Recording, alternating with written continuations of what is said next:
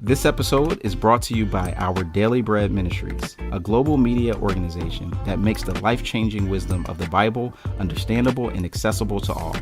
Visit whereyou'refrom.org for more information. That's whereyafrom.org. This episode is part of a long series exploring the rise of Christian fundamentalism through the lens of the Scopes monkey trial and the life of William Jennings Bryan. This episode can stand on its own, but when you're done, go back and start at the beginning of Season 5. In August of 2021, I got into an old elevator. In the late 1970s, the county did a major overhaul, installed the elevator, air conditioning, a few other improvements. The voice you're hearing is from Tom Davis. He's the administrator of elections for Ray County, Tennessee, and the go-to guy there for historic structures. We're making our way to the top floor of an old red brick building. Well, this is lovely. Wow. The courtroom looks very much the way it did in 1925. Major differences are the ceiling being 18 inches lower because... This is the site of one of the most famous trials in American history, the so-called Scopes monkey trial. It has hardwood floors and big glass windows. Was this still used as a courtroom today? It was up until March. The county moved into a new justice center. Spectator seats, the bar around the official court area, the lawyer's table are all original. Wow. So this is it. This is where they would have sat. This is where they did the whole thing. The defense sat to the left, the prosecution to the right. There were reporters inside the bar. People were everywhere they could possibly be to get in. For a history nerd, this was a big deal. Because what happened in this large room echoes through so much of what we're experiencing now. Our us and them mentality, the Bible versus science, truth against myth. Some historians have called this the OJ trial of its time, a public spectacle where the whole country followed along via national broadcast. Yeah, this was the first American trial broadcast live over a national radio network. Everyone wanted to know the verdict of this trial. The state of Tennessee, with the urging of William Jennings Bryan and a group of fundamentalist Christians, passed a law. You could not teach evolution in the schools. Not as truth and not as a theory. Not at all. How did this little town, on its way to being forgotten by society, suddenly explode onto the front pages of national newspapers? Did this debacle over evolution and religion really change that much? Some point to this trial as the temporary death of Christian fundamentalism. Others say that it had very little impact at all. The story sticks with us because it illustrates so much of who we are as evangelical Christians and so much of what we're afraid to become. Where do the lines of science and faith intersect? And where do they diverge? With all due respect to those involved, OJ's case was a murder case. And there have been how many in the United States in the last 95 years? But there has been one Scopes trial. You're listening to the show that uses journalistic tools to look inside the Christian church. We press pause on the culture wars in order to explore how we got here and how we can do better. I'm Chris Staron, and this is Truce. Tom and I also went downstairs from the courtroom into the basement museum, which back in 2021 had survived a small flood. Thankfully, he was willing to give me a tour while the working men did their thing in the background. Where do you usually start with your tours here? We start coming in on the left with an explanation of the Butler Act, the law that said public schools can't teach any theory of human development creation that denies the account found in the Bible. I covered that in the last episode if you want more information. And thankfully, it looks like none of the artifacts were hurt. Right. Yeah, they did move the drugstore table and chairs out of their proper spot because it was getting wet over there. Right. Yeah, oh, so that's from the drugstore. Yeah. Well, and the table's pretty small. It seems like for such a big plan, you'd want a larger table. It's about the size of a large pizza. Yeah, very large pizza. Just a table. Not that big. But it came from the drugstore that 100 years ago hosted a meeting that kicked off the whole brouhaha that put Dayton on the map. That was owned by the chairman of the school board. The drugstore sold ice cream and drinks, but also stuff you probably wouldn't expect, like textbooks, including the one that would become central to this battle over evolution. Dayton is a charming, quintessential small town. A square, statues, its own brewery, but in the 1920s, it seemed like Dayton was on the way out. Actually reducing in size as the old blast furnace had closed. Ray County was a farming community. Strawberries shipped by rail up to the cities in the north. By the way, the voice you hear is the ever-interesting Edward Larson. He won the Pulitzer Prize for his excellent book on the trial and teaches at Pepperdine University. This piece of Tennessee was different than the rest of the state. The whole state is Republican now, but back then, Tennessee, being a southern state, was predominantly Democratic and therefore pro-Bryan. Bryan, remember, had been the Democratic nominee for president. That's William Jennings Bryan, 3-time nominee for president by the Democratic Party. He lost all 3 times, then became Secretary of State under President Wilson. He'd earned the nickname Mr. Fundamentalist. But East Tennessee, historically, where Dayton is located, that was the Republican end of the state. Republican back then meant they were pro-abolition, against Jim Crow laws. Bryan was a Democrat. For a long time, the Democrat. Naturally, Dayton didn't vote for him. The trial, though, was years after Bryan stopped running for office. He turned his attention to other causes, like slowing the spread of social Darwinism. To do that, he and a bunch of other Christian leaders like William Bell Riley and Billy Sunday campaigned to outlaw the teaching of evolution in Tennessee. And again, he was very precise. He didn't care about the evolution of animals or plants. He probably accepted those things to happen. What he cared about was humans. The Bible is very clear that Adam and Eve are specially created by God. So he can go out and convince people that there was a danger in teaching students as true that they had been created through a Darwinian process of evolution. And so the Tennessee law that he ended up championing, and he went to the Tennessee legislature and helped get it passed, simply says that you can't teach the Darwinian theory of human evolution. It doesn't deal with other sorts of evolution. The ACLU published a notice in the state saying that they would be willing to defend any school teacher in the state who wanted to challenge the law. The ACLU, the American Civil Liberties Union, you may know, is now almost a cuss word for some evangelicals.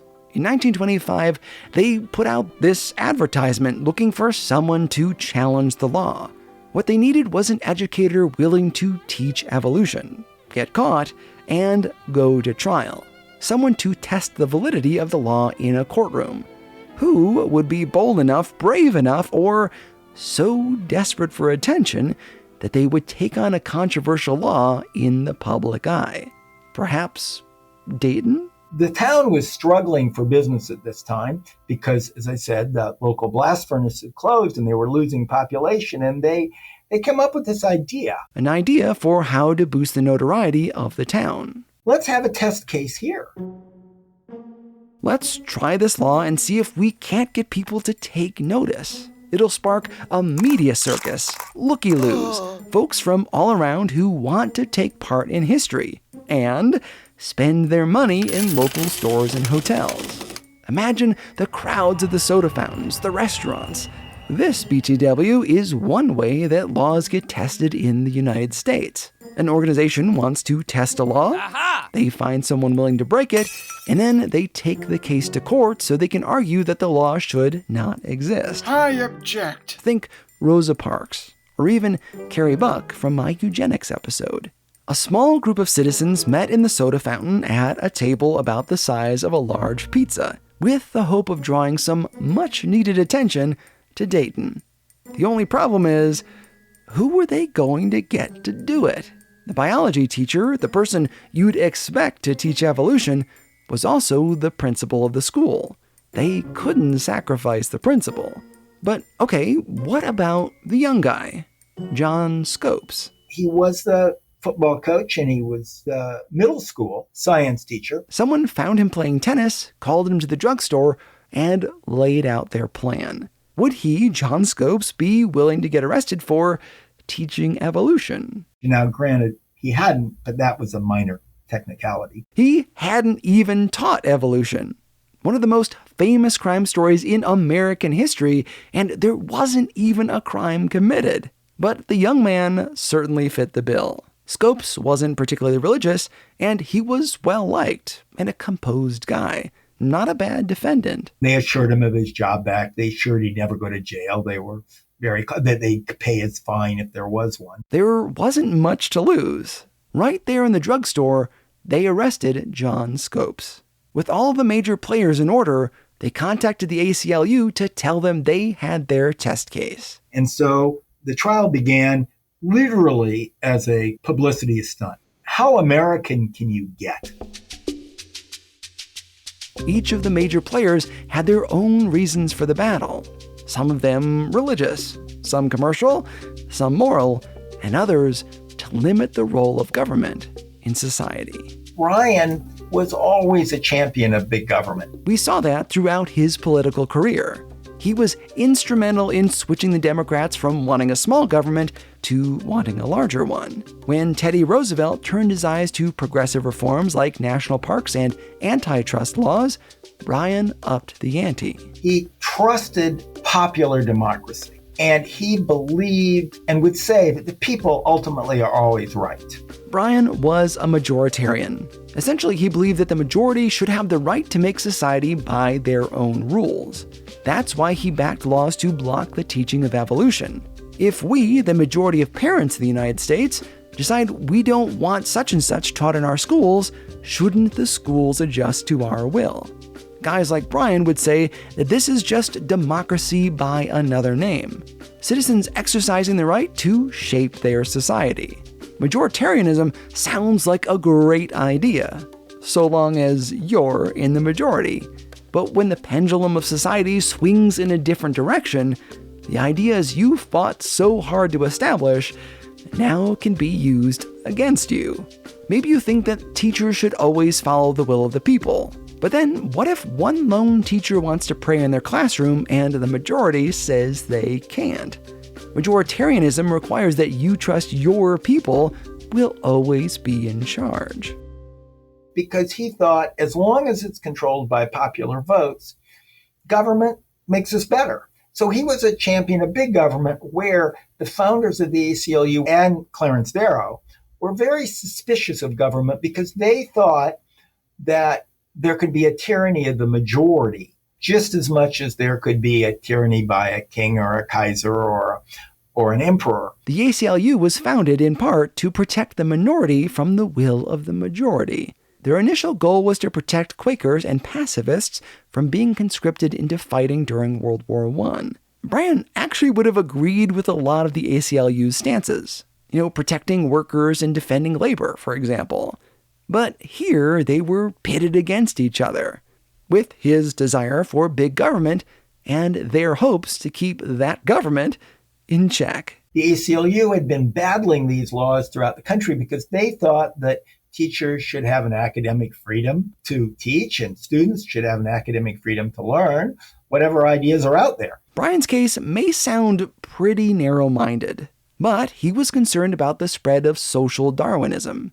As a post-millennialist, he believed that good governance could make the world a better place and usher in the millennium. He saw social Darwinism as a threat because it gave license to men like John D. Rockefeller to believe that they had the right to treat poor people without respect because rich guys are superior beings. William Jennings Bryan seemed like a natural choice to join the prosecution. Not only was he involved in the law in question, but he was one of the most famous men in the country. Not bad for a publicity stunt. Darrow, on the other hand, was not an easy choice for the defense. The ACLU had not asked Darrow to be involved in the case. In fact, they had already organized another team of lawyers. Darrow was maybe the most famous civil libertarian in the country at the time. Why not get him involved? He was also sort of like a Richard Dawkins of his day. He was a critic of revealed religion in general and literalistic Christianity in particular. And he would go around writing books and debating for agnosticism or even atheism. Darrow had in mind of using the trial not only to promote academic freedom, but really to debunk Christianity, which of course the ACLU didn't want to get anywhere near that third rail. They wanted to make the case for the right of teachers. Bringing Darrow on would change the narrative. He knew the ACLU would never want him there. He went straight to John Scopes. Scopes liked Darrow. So what could the ACLU do? Their defendant wanted to bring the big guns. Of course Scopes did. Getting Darrow involved would mean even more publicity to challenge the law he disagreed with and bring tourism to Dayton. Basically, they pull their people from the trial, and the leaders of the ACLU don't even go down and attend. And they basically turn it over to Clarence Darrow to run because they're sort of forced out. The plan was to find the best experts possible to prove the existence of evolution, and to make sure the whole country was paying attention. To do that, they had to get Scopes out in the public. Scopes never went to jail. Indeed, after the trial was launched and it became front page news, he went on a publicity tour around America. He went to Chicago, he went to New York, he spoke at the American Museum of Natural History, he went to Washington, D.C. He went on a publicity tour around the country. And the ACLU put together an advisory board that included the presidents of Harvard, University of Michigan, University of Stanford University, University of California, Berkeley. And they pulled together this star-studded list of expert witnesses, all Christian, mind you, from the top universities around America like Princeton and Chicago and Vanderbilt to come down and testify. This was not some sort of scene where you had this poor school teacher looking for a lawyer, as it appears in Inherit the Wind. The Broadway play turned movie that presented a fictionalized version of the trial. Rather, the lawyers found him. The town was about to get more than it bargained for. Remember, they were hoping for some publicity and to frame this as a test case, where the two sides would come together and debate the merits of this law without Scopes' neck being on the line. What happened was that America loves a story. And the best story is that there's this benighted hill town in the benighted South, enraged by fundamentalism, that arrests one of their own teachers. That's just too good a story to pass up because America likes conflict. Which is funny because so much of the story told to the public and in the later play Inherit the Wind was just not true. Dayton was not a backwater. It had one of the largest courtrooms in the state and a train line. It was Republican, which in those days meant it was liberal. The town wasn't inflamed by fundamentalism. Quite the opposite. The trial was engineered by liberals who wanted to test the law. Scopes wasn't arrested in the school or tossed in jail. He went on a publicity tour, but those nuances were too subtle for the media to grasp. What they wanted was not Dayton, but maybe the town from Dirty Dancing. And it was in the popular imagination that fundamentalism was a Southern ideology, even though it started and found its supporters in the North. Modernism hadn't taken hold in the South, so there was no reason for fundamentalism to blossom. Fundamentalism was largely a Northern phenomenon. With the world on alert, Dayton would soon blossom into a circus. And the trial of the century was about to begin. We'll continue our story after this message.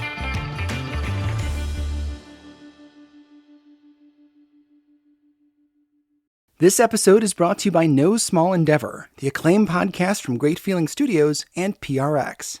In each episode, host and award-winning theologian Lee C. Camp sits down with courageous and impassioned people, like Hollywood legend Rob Reiner and civil rights hero Reverend James Lawson, talking about what it means to find true happiness and flourish in day-to-day life. And if you're looking for somewhere to start, why not check out the recent episode with award-winning journalist and best-selling author Tim Alberta on Christian nationalism's role in the Republican Party. Follow No Small Endeavor on Apple Podcasts, Spotify, or wherever you get your podcasts.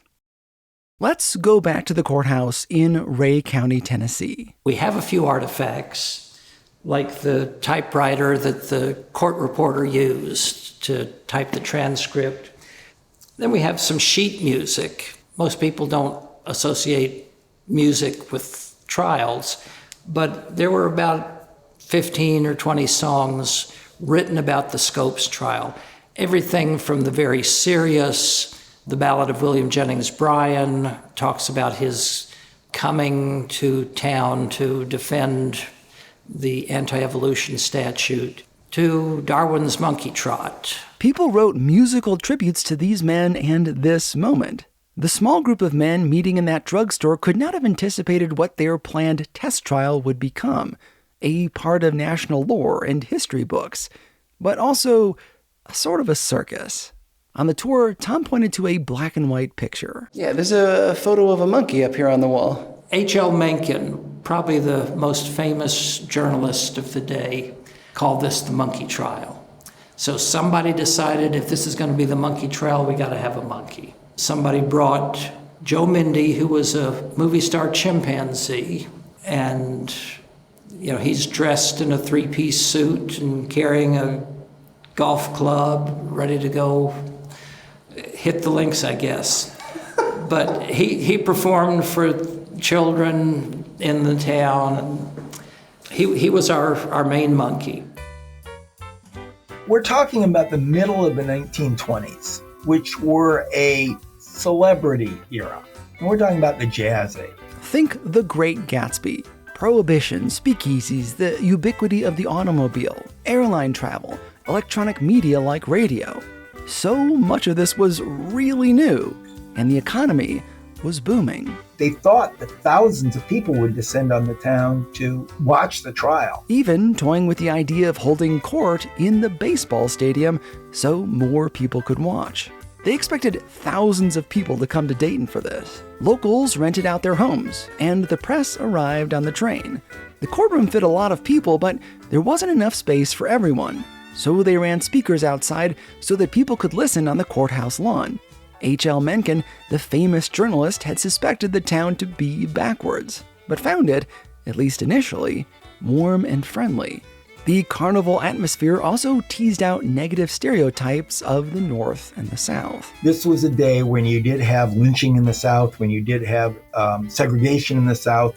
Northerners were not moving to the South. It was before air conditioning, it was before the development of the interstate highway system or any of that. People were leaving the countryside to go to the cities. So there was an element of seeing rural areas as backwaters.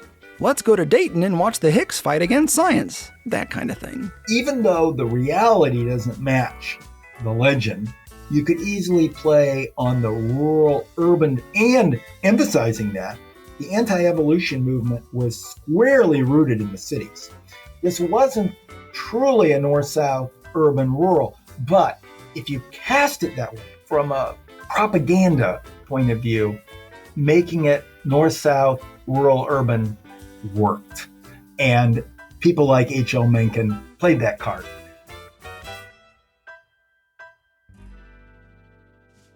Bryan arrived at the train station to fanfare, cheers, and waving handkerchiefs 3 days before the main event. His plan was to make speeches and address the people. He'd fallen out of favor after resigning from Wilson's cabinet and failing to denounce the KKK in front of the Democratic National Convention. Though he was still making good money doing his public speaking and regularly drew large crowds at his Florida Bible study, he wasn't what he'd once been. This may have felt like a step back into the national spotlight. The New York defense lawyers, when they pulled into the station, were greeted by almost nobody. One of the men noticed a young fella taking their bags. What are you doing with those suitcases? Thinking his luggage was being stolen. One of the locals had to tell him, "That's all right, Doc. That's only Scopes." the New Yorkers didn't recognize their own defendant even as he helped them with their bags.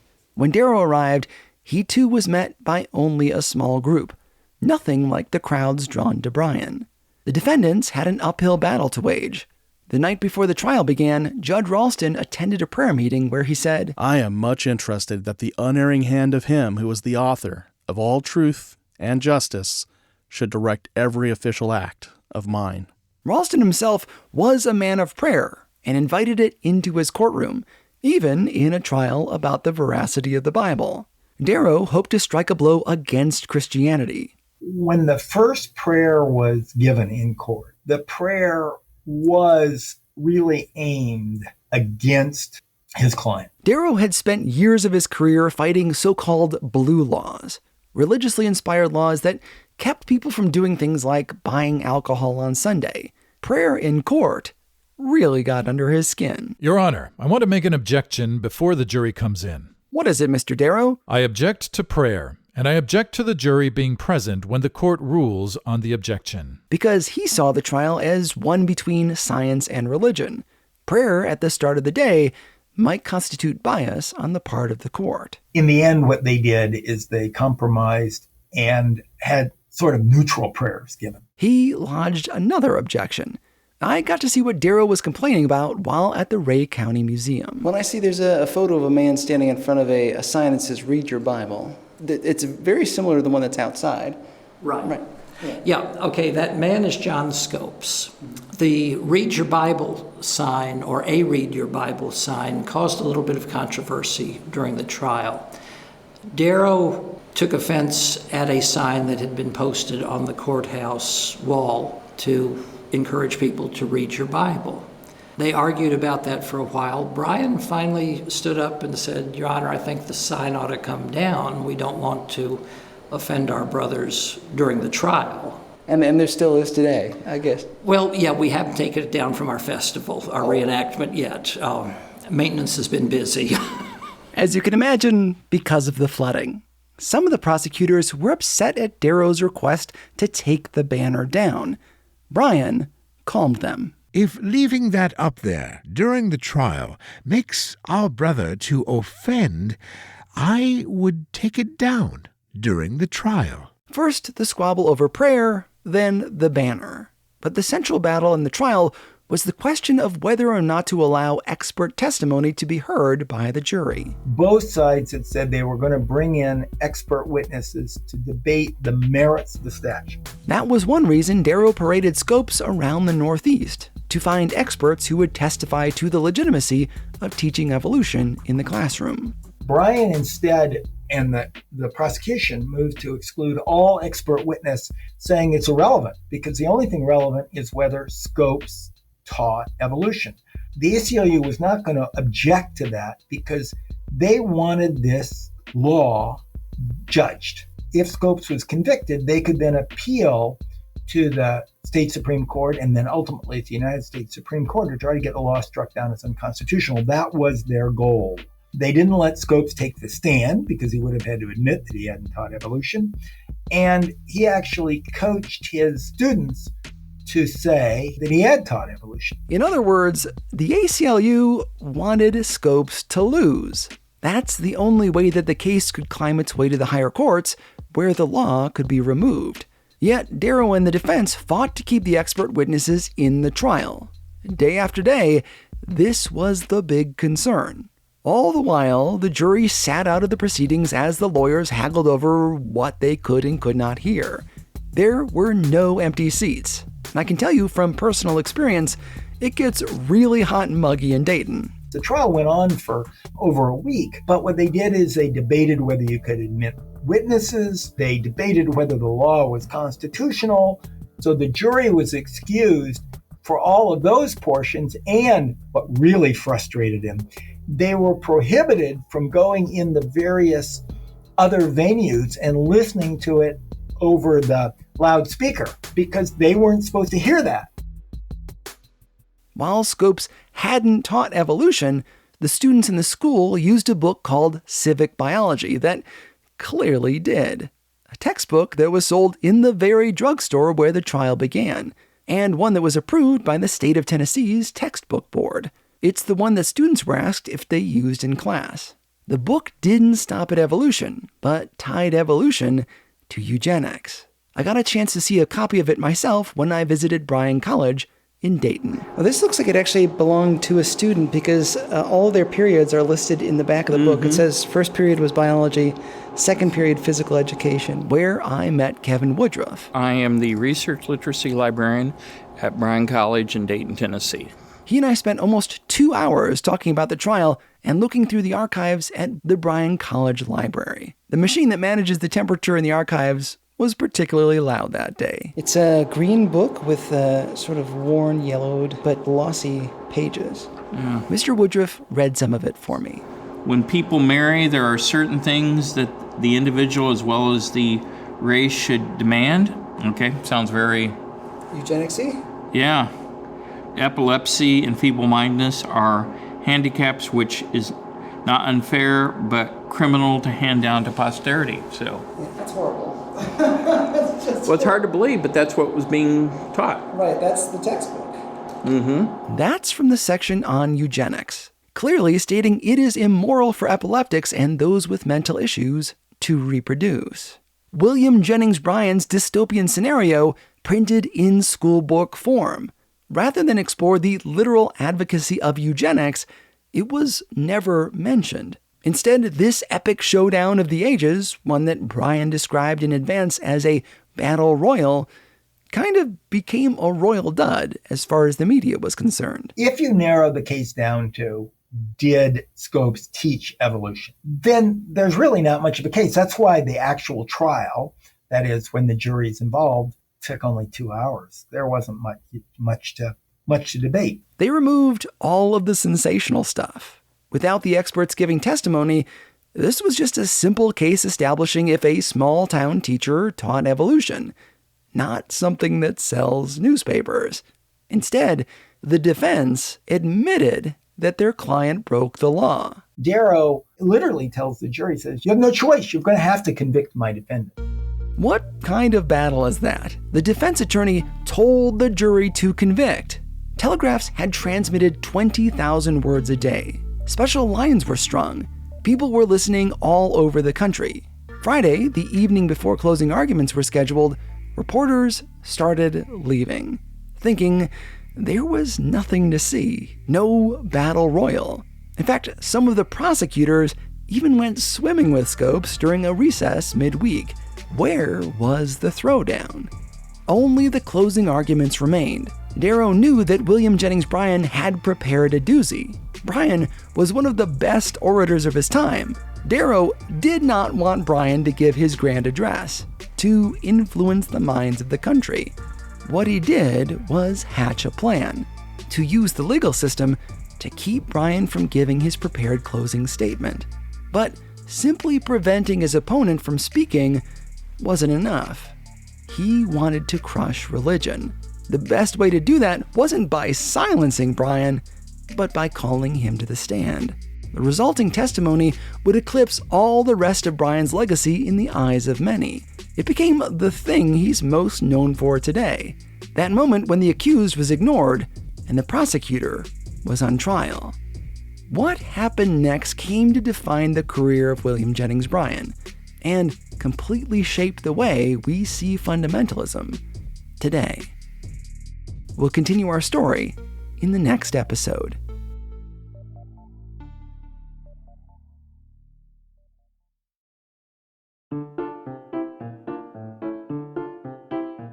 Special thanks to Edward Larson. His Pulitzer Prize-winning book about the trial is Summer for the Gods. Thanks also to Kevin Woodruff of Bryan College, and Tom Davis in Ray County, Tennessee was the definition of a good sport.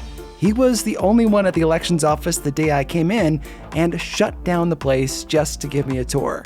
If you're anywhere near Dayton, Tennessee, it's worth a detour to see the courtroom. I even got to sit in the judge's chair. I'll have pictures for you on the website and on social media.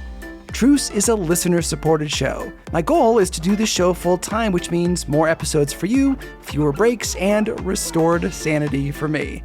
If you'd like to be a part of telling the world that Christian media can be both informative and excellent, visit trucepodcast.com/donate. Subscribe to the podcast so you get every new episode as it's released. And a very special thanks to all the people who loaned their voices to me for this episode, including my brother Nick Starron, my friend BT Stevenson, Marcus Watson of the Spiritual Life and Leadership podcast, and Jerry Dugan of the Beyond the Rut podcast. Thanks for listening. I'll have the second part of this episode out in 2 weeks. I'm Chris Starron, and this is Truce. This episode is brought to you by the Compelled Podcast. What would you do if you came face to face with a murderer sent to kill you for being a Christian? For Virginia Prodan, that question isn't hypothetical. Virginia was a small, petite attorney defending Christians in court in communist Romania. And she was really good. So good, in fact, she caught the attention of the communist regime. One day, a tall, muscular man walked into her office, closed the door, and pulled out a gun. He barked, "Shut up, sit down. I'm here to kill you." Virginia was face to face with a trained assassin. What happened next would surprise both of them. Listen to Virginia's entire story on the Compelled Podcast, where they find incredible true life stories of God working through the lives of normal people. Virginia is on episode number 31, which is titled, "He Came to Kill Me." Listen on your podcasting app or at compelledpodcast.com.